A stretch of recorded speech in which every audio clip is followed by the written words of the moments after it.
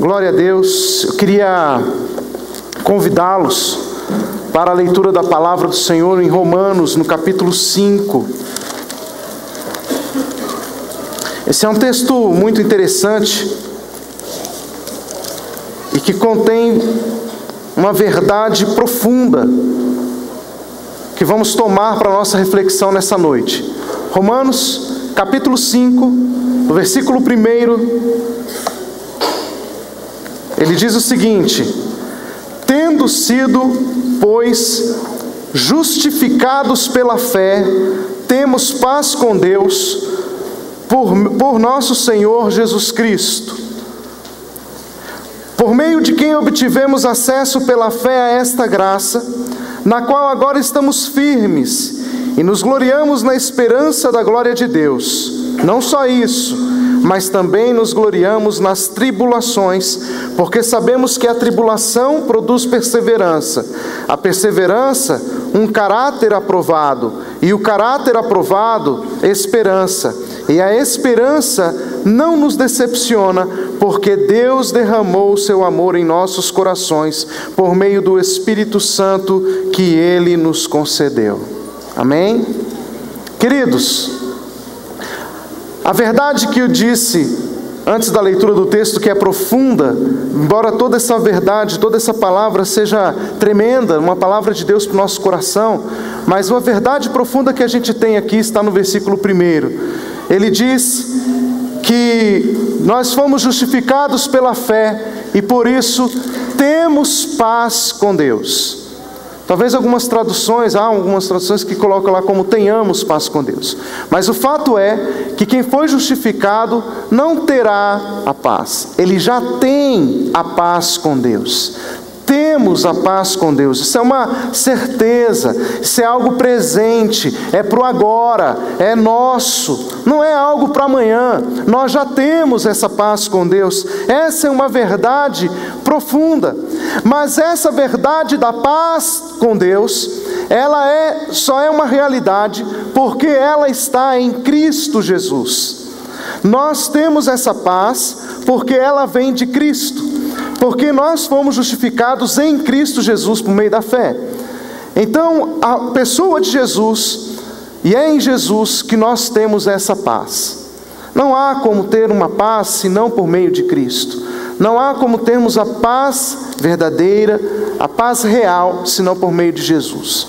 Mas eu quero, aproveitando que nós estamos falando aqui de quem é o autor dessa paz, quem é que proporciona essa paz real para a gente, eu quero fazer uma leitura de Romanos capítulo 1 com você.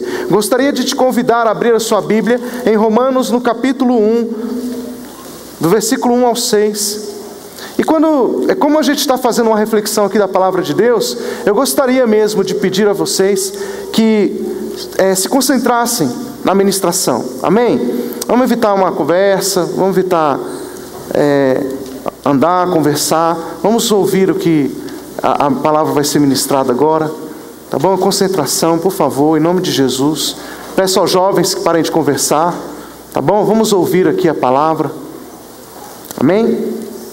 Romanos 1, verso 1 ao 6, diz assim: Paulo, servo de Cristo Jesus, chamado para ser apóstolo, separado para o Evangelho de Deus, o qual foi prometido por ele de antemão, por meio dos seus profetas nas Escrituras, acerca de seu filho, que como homem era descendente de Davi, e que mediante o Espírito de Santidade foi declarado Filho de Deus. Foi declarado Filho de Deus com poder pela ressurreição dentre os mortos, Jesus Cristo, o nosso Senhor. Olha que coisa interessante.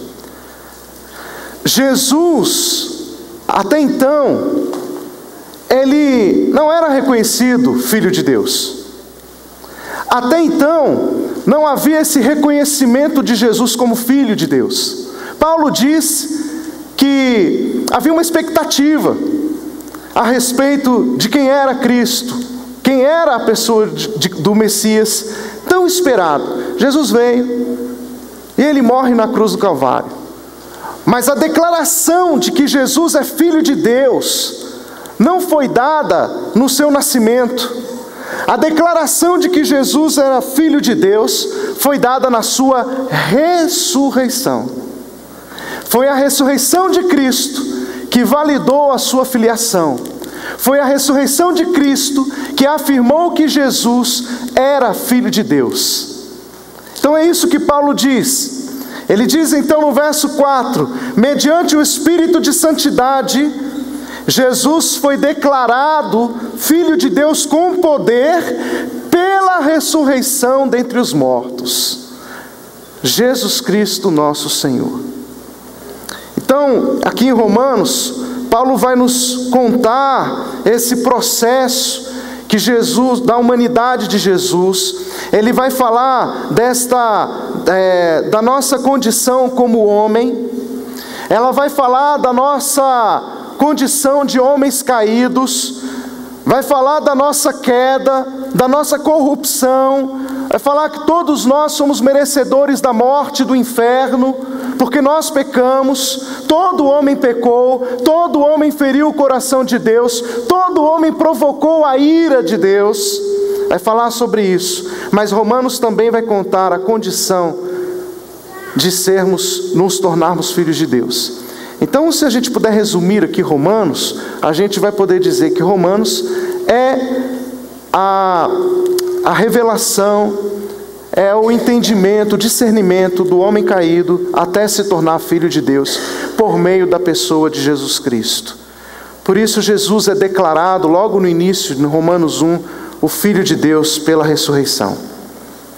Então a nossa condição de humanos, ela está em duas coisas, como homens: no pecado e na morte, homens caídos. A nossa condição hoje se limita a isso. Pelo pecado entrou a morte. O nosso problema aqui, queridos, não é o pecado. O nosso problema é a morte, porque todos morremos. O homem, o ser humano morre. Toda alma que peca, essa morre. A alma que pecar, essa morrerá. Então, como todos pecaram, todos morrem. O nosso problema maior aqui não é o pecado, é a morte. Porque nós fomos condenados à morte. E todo homem, então, está condenado à morte. E estamos condenados à morte porque pecamos, porque ferimos o coração de Deus. Então o nosso pecado, ele é o caminho para a nossa morte. Quando você peca, você está dando passos em direção à morte. Todo ato de pecado são passos em direção à morte. Por mais que você ache que esse pecado não seja grave, não seja grande, mas ele está sendo passos que você está dando em direção à morte, segundo o próprio apóstolo Paulo.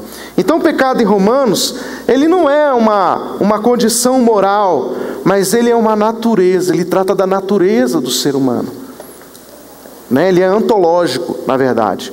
Então não é possível o homem viver sem ele estar em Deus. Paulo vai nos dizer isso. É impossível que o homem exista se não for em Deus. Aliás, é impossível que haja existência de qualquer coisa se não em Deus, porque Ele é a fonte da vida, Ele é a fonte da existência. Nele as coisas existem e se mantêm. Então não estar em Deus é morte. Agora veja só, é importante a gente entender isso, que o pecado nos leva à morte. Às vezes a gente tem uma má interpretação de Gênesis, porque a gente acha o seguinte, que o homem feriu o coração de Deus em Gênesis, aí Deus olha para o homem e fala assim: magoei. E porque eu estou magoado com você, eu vou te matar. Não é assim que a gente às vezes interpreta Gênesis? Deus fala assim: puxa, você feriu meu coração, agora também só de raiva eu vou te matar. Só que não é isso. Quando a Bíblia diz que por causa do pecado do homem no Éden, o homem morre, é porque o homem começa a dar passos fora de Deus. E quando você dá passo fora de Deus, não há como viver. Quando nós agimos fora de Deus, nós estamos morrendo. Quando nós caminhamos sem Deus, nós estamos caminhando o caminho de morte. Por quê? Porque somente em Deus há vida. Não é uma questão de raiva de Deus, é uma questão lógica de Deus. Se você não estiver em mim, não há possibilidade de vida. Se você estiver fora de mim, você está morto. O homem decidiu separar-se de Deus, e pela sua decisão a morte. A morte não é um castigo, uma vingança de Deus. A morte é uma consequência de quem está longe de Deus. Essa é a diferença. Esse é o ponto. E tem muita gente que está morrendo, mesmo crendo em Deus, mesmo sabendo que Deus existe, mesmo sabendo que Deus é bom. Porque não é o quanto você acredita em Deus que vai mudar a sua vida, a sua condição. São os passos que você dá em direção a Deus. São os passos que você dá em confiança em Deus. É como lá no Egito, né? Quando o povo estava diante do Mar Vermelho, e aquele mar lá, forte, de repente Deus manda Moisés mandar o povo marchar com um mar intenso, era suicídio. Mas se há uma palavra de Deus, se há uma ordem de Deus, se Deus disse, tem que caminhar. E quando pisa na água, o mar se abre. O que nós aprendemos com isso? É que caminhar com Deus nem sempre é trilhar caminhos que entendemos e vemos, mas é um caminho de obediência, submissão. Eu não estou entendendo por que Deus manda fazer isso na Bíblia, mas Ele manda, eu vou fazer. Ele manda eu pregar o Evangelho, mas é porque eu não tenho muita experiência, não é porque eu não sei muito falar. Não sei, querido, qual é a sua interpretação desse texto, mas se a Bíblia diz que você foi chamado para pregar o Evangelho a toda criatura, se há essa ordem de Jesus, você tem que pregar. Porque obediência é incondicional. E isso é caminhar com Deus. Caminhar é obedecer. Não é querer dizer, Senhor, eu sei que o mundo é teu. Esse mundo, Senhor, será totalmente rendido ao Senhor. Eu creio nisso. Mas vem cá, o que você está fazendo com isso? Eu creio que o Brasil será rendido aos teus pés. Você crê? Creio. O que você está fazendo por isso? Quais são os passos que você está dando em conformidade com a sua fé? Quando você diz, eu creio em Jesus Cristo, você crê em Jesus? Creio. O que você está fazendo por isso? Jesus diz que aquele que não renuncia a tudo quanto tem, não é seu discípulo, ou seja, não crê nele. Porque ele fala, quer fazer o que eu faço? Você quer seguir os meus passos? Você quer ser meu discípulo? Então vamos fazer o seguinte, você precisa renunciar a tudo quanto tem. E Jesus começa então a nos ensinar na sua palavra como devemos trilhar caminhos para sermos semelhantes a Ele. Queridos, isso é fé. É quando eu leio a palavra, quando eu me submeto à palavra, eu obedeço a palavra, caminho conforme a palavra de Deus. Não é o quanto eu digo para as pessoas que eu creio. Você acredita em Deus? Eu acredito. Graças a Deus, né? Eu tenho Deus no meu coração. Não é você dizer que tem Deus no coração que torna Deus uma realidade no seu coração. Mas é quando você está sob o governo de Deus. Aí sim, Ele governa o seu coração. Entendemos que o nosso problema é a morte, porque nós estamos longe de Deus.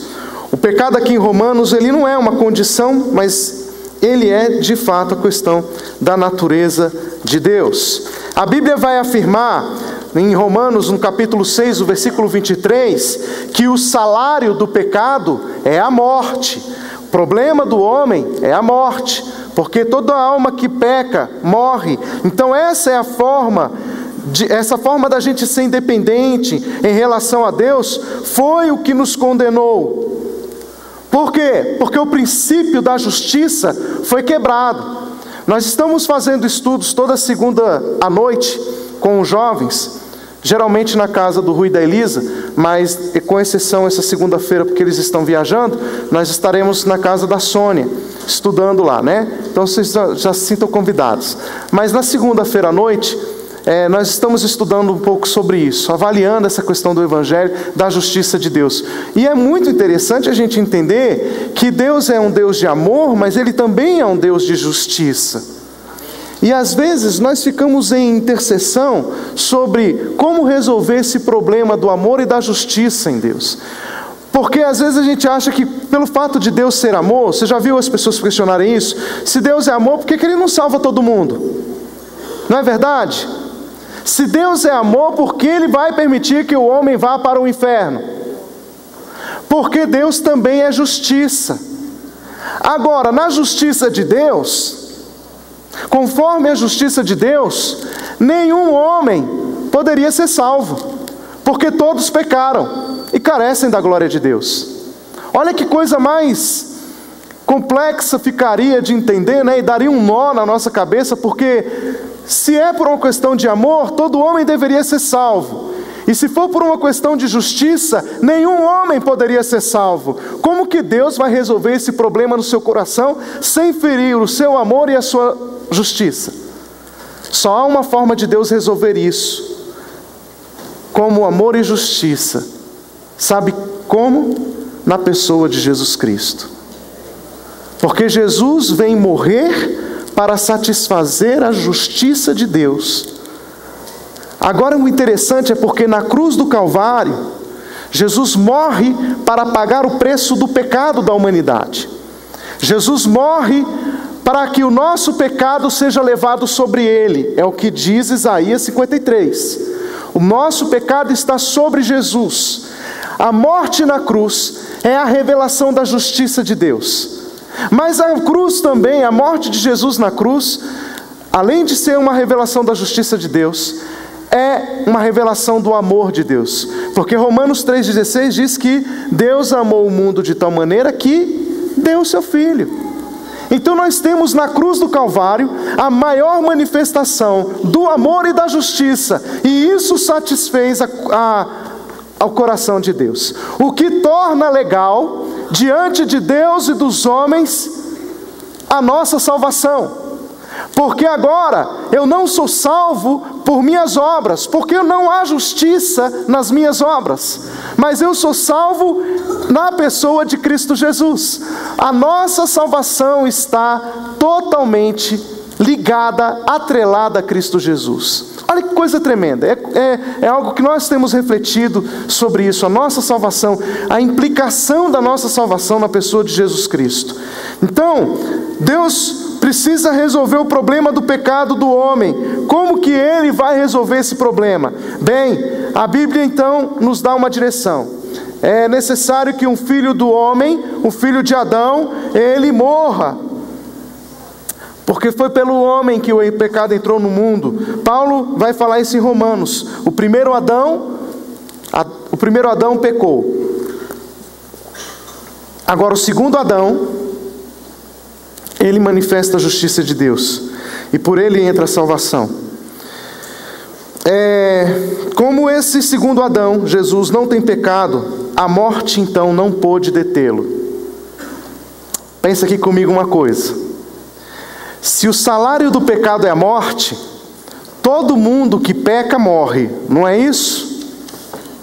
Continuar morto é a prova de que eu pequei. Quando você vê alguém morrendo e essa pessoa não ressuscitando, você pode saber, realmente ela pecou. Está morto. Não ressuscitou, está morto. Pecou. Agora o que acontece? Cristo Jesus morreu. Quando Ele morreu, Ele chegou para pagar a dívida do pecado do homem, da humanidade, pagou com a sua morte. Mas Ele não podia continuar morto, porque Ele não tinha pecado. E porque Ele não tinha pecado, Ele era obrigado a ressuscitar. Ao terceiro dia, Jesus ressuscita dos mortos. Porque, diz Paulo, a morte não pôde detê-lo. Entende por que a morte não pôde detê-lo? Porque a morte falou assim: agora eu preciso te manter escravo. Mas eu não posso te manter escravo, porque você não tem critérios, quesitos para ser meu escravo. Você não tem domínio, eu não tenho domínio sobre você. Jesus então paga o preço pelos nossos pecados. Ao terceiro dia ele ressuscita dos mortos. A morte não pôde deter Jesus. Agora a ressurreição, ela é o fundamento, ela é a base. Lógico que a morte de Jesus foi fundamental para a nossa fé. É a morte de Jesus que fala da nossa redenção. É a morte de Jesus que fala do preço pago pelos nossos pecados. Mas quando a gente fala da ressurreição, nós estamos dizendo que toda a pregação que nós estamos explanando nessa noite, ela tem validade. Gente, quando a gente fala da paz com Deus, quando a gente fala da morte dos pecados, quando a gente do preço pago pelos nossos pecados, quando a gente fala da nossa vida livre da morte do pecado, nós temos embasamento, nós temos prova cabal disso, e ela não está na argumentação filosófica ou teológica humana, mas ela está na prova da ressurreição de Cristo, porque Ele ressuscitou dentre os mortos. Quando Cristo ressuscitou, Paulo diz que a nossa fé não é mais vã. Não é vã, porque nós cremos em Cristo, que morreu, mas ressuscitou dentre os mortos.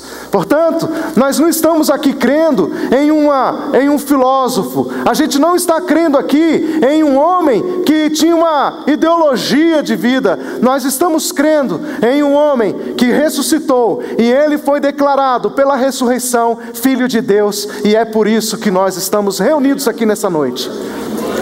Saiba, querido, que você não está perdendo seu tempo aqui nessa noite. Nós estamos reunidos nesse lugar, nessa noite, em nome do Senhor Jesus Cristo. E Paulo vai dizer que é em nome de Jesus, nele, que nós temos agora a nossa fé e também a nossa predestinação a ser santos e irrepreensíveis perante Ele em amor. Porque todos aqueles que estão nele, todos aqueles que estão em Cristo Jesus, estão predestinados a ser santos e irrepreensíveis. Todos os que estão em Cristo Jesus estão agora predestinados a viver a vida que Deus tem para nós. E qual é essa vida? Sermos homens restaurados à imagem, à semelhança do nosso Deus. Então Deus tem um plano para você. A sua fé, ela não é apenas para te tirar do inferno. A sua fé, Deus a deu, não foi para que você chegasse apenas e dissesse: opa, glória a Deus, sou santo, o resto é pecador. Não. Deus lhe deu a fé para que você pudesse se tornar a imagem e a semelhança dele, por meio da pessoa de Jesus Cristo. Agora, o homem não tem mais o problema aqui. Olha só, no Éden, o problema era a árvore do conhecimento do bem e do mal. Foi ali que estava repousando a problemática do homem, né? O grande dilema do homem estava ali na árvore do conhecimento do bem e do mal. Agora, o nosso problema não é o bem e o mal, é a morte e a vida. Agora a nossa escolha não é pelo bem e o mal, a nossa escolha é pela vida e a morte. A coisa ampliou. O problema agravou. Agora é vida ou morte. Tem um cântico, né, do cantor cristão que a gente canta que fala sobre isso, né? Vida ou morte, qual vais aceitar? Meu amigo, hoje tu tens a escolha. Vida ou morte, qual vais aceitar? Amanhã pode ser muito tarde. Hoje Cristo te quer libertar. É isso aí. Vida ou morte. Tudo é uma questão da decisão que você toma. São escolhas. Até hoje nós vivemos por escolhas. Então essa condição de Adão, ela vai independer da nossa fé ou da religião. Não é o tanto que você é bonzinho, não é o quanto você faz o bem para o próximo, não é o quanto você crê, não é qual é a religião que você está seguindo. Paulo vai falar isso para os judeus, né? Não é o fato de você ser judeu ou gentil, mas para nós podemos dizer, não é o fato de sermos cristãos ou não. Todo homem foi encerrado no pecado. O que nos tira desta condição é Jesus Cristo. Todo homem está predestinado à perdição. Porque Jesus vai dizer exatamente isso. O próprio Jesus fala isso no Evangelho. Que se nós cremos nele, nós temos a vida. Mas se nós não cremos nele, nós já estamos condenados. A condenação não é algo futuro, não é amanhã, é algo presente. Já estamos condenados. Já estamos no inferno. Agora é Cristo quem vai nos tirar desta condição de inferno. É Ele quem vai nos tirar dessa condição de trevas. Porque nas trevas todos nós, seres humanos, estamos. Eu fico vendo as pessoas falando assim: ai meu Deus, eu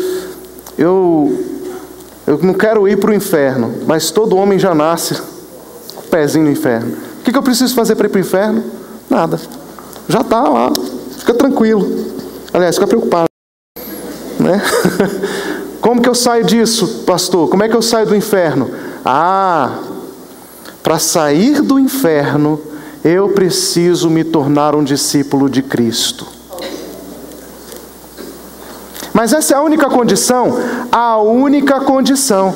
É por isso, irmão, deixa eu falar uma coisa para você. Eu não quero alarmar ninguém aqui nessa noite. Fica tranquilo, vai comer seu estrogonofe depois do culto lá embaixo.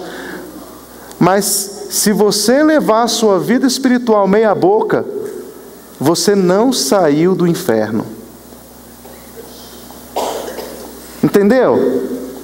Porque para sair dessa condição de morte, eu preciso viver como o autor da vida. Eu preciso caminhar com a vida.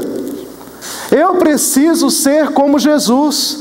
E foi para isso que Jesus se humanizou, para ser o meu modelo, para ser o meu exemplo, para ser o meu parâmetro.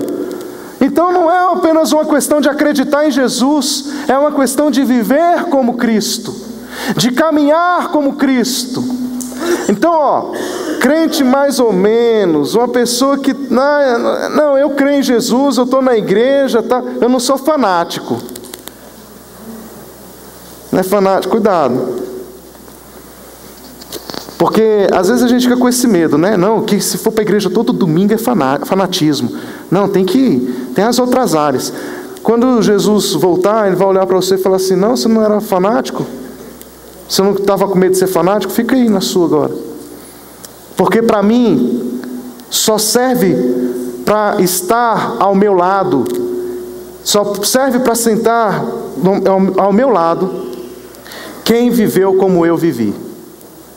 E é interessante porque Jesus, Ele vai dizer, lá em Mateus 28, Ele vai falar: todo poder me foi dado no céu e na terra. Portanto, ide, façam discípulos. Gente, isso é fabuloso, porque Jesus está falando: bem, a missão me foi dada, eu cumpri o meu papel aqui, e agora vocês vão dar continuidade.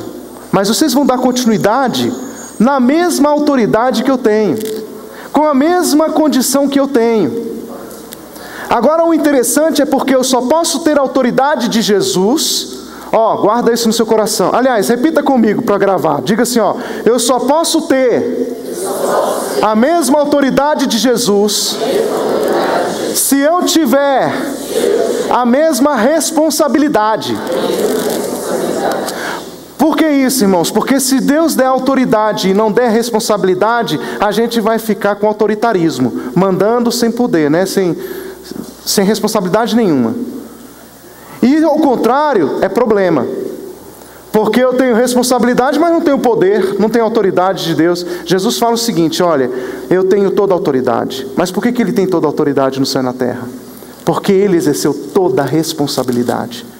Gente, se nós falamos que nós temos o nome de Jesus, se nós como igreja dizemos que Cristo está conosco, que nós somos o corpo de Cristo na terra, se nós afirmamos isso, nós necessariamente precisamos exercer a mesma responsabilidade que está em Cristo Jesus. Ele confiou a nós essa responsabilidade. O nome de Jesus não foi dado a você, meu irmão, para você usar de forma mística, né? Tem gente que usa o nome de Jesus para tudo, menos para o propósito pelo qual Ele confiou o seu nome. Ele disse: olha, eu estou confiando meu nome a vocês, eu estou dando a vocês a autoridade para que vocês possam ir ao mundo e fazer discípulos de todas as nações. Me foi dada a autoridade do nome de Jesus para fazer discípulo. Não foi para ganhar um carro zero. Porque tem gente que usa o nome de Jesus para ganhar um carro zero. Chega na concessionária, em nome de Jesus. Você sabe como é que você adquire o carro zero? Com o seu trabalho. O nome de Jesus foi dado para fazer discípulos de todas as nações, batizando-os em nome do Pai, do Filho e do Espírito Santo, e ensinando-os a guardar todas as coisas que Ele tem ordenado. E Ele diz que estará conosco todos os dias, até a consumação dos séculos. Jesus está conosco para que façamos discípulos de todas as nações. E sabe o que é fazer discípulo? É ensinar as pessoas a morrer. É ensinar as pessoas que as suas vontades estão erradas, que nós temos vontade continuamente, e a nossa vontade se opõe continuamente à vontade de Deus. Irmãos, sempre nós vamos lutar contra Deus. Tem gente que fala assim: eu vou esperar o momento certo para aceitar Jesus. Você sabe que dia vai chegar isso? Nunca. Porque nunca você vai querer aceitar Jesus. Nunca você vai querer ser discípulo de Jesus. Nunca você vai querer cumprir a palavra de Deus. Porque o homem, em sua natureza, não está afastado de Deus, está morto. Eu preciso que o Espírito de Deus entre em mim e me traga a vida. Eu preciso que a palavra opere na minha vida, no meu coração, para que eu tenha condições de dizer não para mim, matar as minhas vontades e dizer: agora eu vou trilhar o caminho da minha renúncia. E é assim que os discípulos de Jesus são formados. É quando as nossas vontades são mortas e as vontades de Deus são vivificadas em nosso coração. O apóstolo Paulo vai dizer em Efésios capítulo 2, que nós estamos mortos nos nossos delitos e pecados, mas em Cristo Jesus nós somos vivificados. Bem,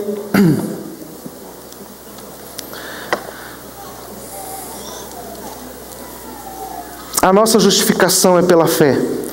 Somente em Cristo na cruz nós temos essa possibilidade de ter paz com Deus. Antes nós éramos inimigos de Deus, éramos rebeldes, por isso a morte nos era justa.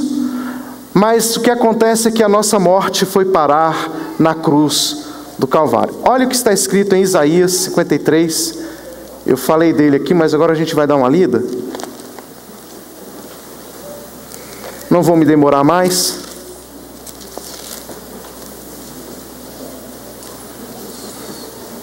Isaías 53 diz assim: quem deu crédito em nossa pregação?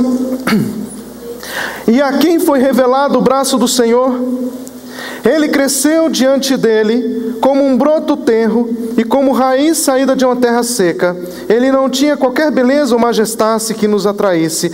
Nada havia em sua aparência para que o desejássemos. Olha o versículo 4. Certamente Ele tomou sobre si as nossas enfermidades, sobre si levou as nossas doenças. Contudo, nós o reputávamos, ou nós o consideramos castigado por Deus atingido e afligido. Mas Ele foi traspassado por causa das nossas transgressões. Então diga comigo: Cristo foi traspassado por causa das minhas transgressões. Ele foi esmagado por causa das minhas iniquidades. E a Bíblia continua dizendo: o castigo que nos traz a paz estava sobre ele, e pelas suas pisaduras, pelas suas feridas, fomos curados. Veja só, ele foi pisado, ele foi humilhado, ele foi ferido por causa do meu pecado, e foi por causa dessa ferida, foi por causa desse pecado, foi por causa desta morte na cruz que eu fui curado. Então, queridos, nós não precisamos ficar agora mais temerosos a respeito do futuro, porque a Bíblia diz que nós temos paz com Deus. Não foi eu que me proporcionou esta paz, foi Cristo.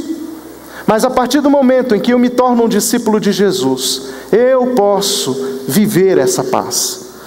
Agora, como é essa paz? Para a gente concluir, importante a gente entender isso. Tem gente que acha que a paz com Cristo é a ausência de tribulação, que paz com Cristo é a ausência de aflição, que paz com Cristo é a ausência de sofrimento. Mas deixa eu te falar uma coisa: tudo isso acontece na vida de quem está em paz com Deus. Sofrimentos, aflições, tribulações, o apóstolo Paulo passou por isso. E digo mais, Paulo chegou a um momento que ele queria morrer. Que ele fala que teve, lá em 2 Coríntios, ele vai falar que teve até a desesperança da própria vida. Desejou a morte. Porque tem horas que a gente, diante da tribulação, a gente fica com as nossas questões. Porque Deus não está te formando aqui, meu irmão, super-homem, inatingível, inabalável. Não é isso não. Ele está te formando um homem pleno. E diante de um mundo corrompido, nós sofremos sim. Nós passamos tribulações sim. Nós temos perseguições sim. Tem gente que tem dores sim, na alma. Sofrimentos. Tem hora que a gente abaixa a cabeça e fala assim: agora eu não sei o que eu vou fazer. Estou desanimado. Não consigo dar um passo para frente. Mas deixa eu te falar uma coisa. Se você está nessa situação, deixa eu te dar uma palavra aqui. É legítimo o que você está passando. E nós não condenamos isso. A gente não fala: porque você está sem fé, irmão. Você está muito fraquinho espiritualmente, irmão. Não. Tá bom, está sofrendo? Estou sofrendo, pastor. Minha situação hoje, olha, o meu passado, as coisas que eu sofri, eu estou carregando hoje. Mas deixa eu te dar uma boa notícia. A Bíblia não te condena a respeito disso, mas ela diz o seguinte: que Cristo Jesus pagou o preço na cruz do Calvário para que você tenha paz com Deus. Você está passando um problema aí, não está? Estou. Mas deixa eu te falar uma coisa: o seu problema com Deus está resolvido. Com Deus está resolvido. O que isso significa? Que você pode passar o que for, mas Deus está contigo. Por isso o salmista vai dizer no Salmo 23 o quê? Ainda que eu ande pelo vale da sombra da morte, não temerei mal algum, porque tu estás comigo. Amém?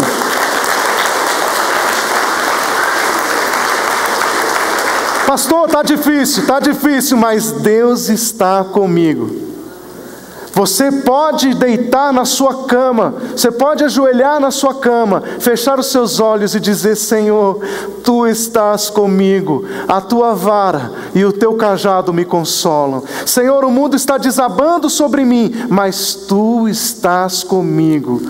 O que disse Jó? O que disse Jó diante de tanta tribulação?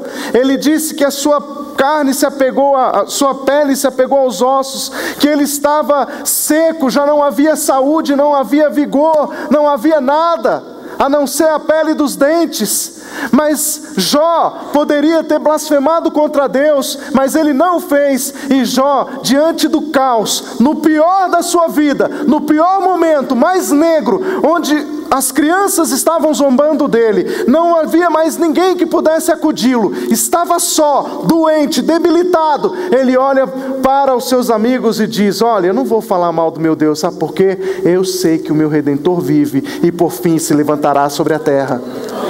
É assim, meu irmão.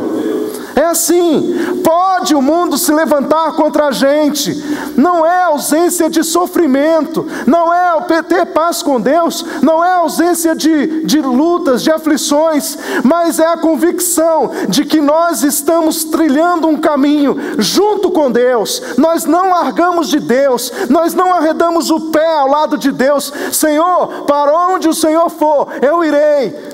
É assim que Moisés disse ao Senhor, né? Senhor, se a tua glória não for conosco, não nos faça sair desse lugar. Senhor, para onde o Senhor for, nós vamos. Nós não vamos sair de perto da tua presença. Sabe por quê, meu querido? Se nós sairmos da presença de Deus, estamos mortos. A única possibilidade de vida é em Cristo Jesus. Ter paz com Deus é saber que todo o nosso problema, todas as nossas deficiências, todo o nosso pecado, Jesus resolveu isso para a gente. Agora a gente pode caminhar com Deus. Deus não olha com você com olhar de débito. Deus não olha para você falando, epa, você está me devendo. Você não tem dívida com Deus.